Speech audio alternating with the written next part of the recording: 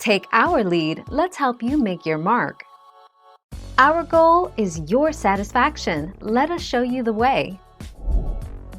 After the original Captain America, aka Steve Rogers, Chris Evans, decides to retire at the end of Avengers Endgame, we see him hand his powerful shield over to Sam.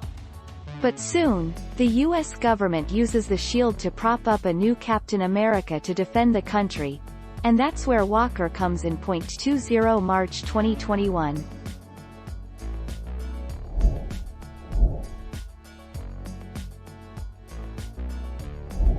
Let's help you make your mark. Falcon was a member of the Avengers in the 2012 Marvel Now relaunch. On July 16, 2014, Marvel Comics announced that Sam Wilson would relinquish the mantle of Falcon and would become the new Captain America, succeeding Steve Rogers in the role. Thank you for watching. Please subscribe and hit the bell notification.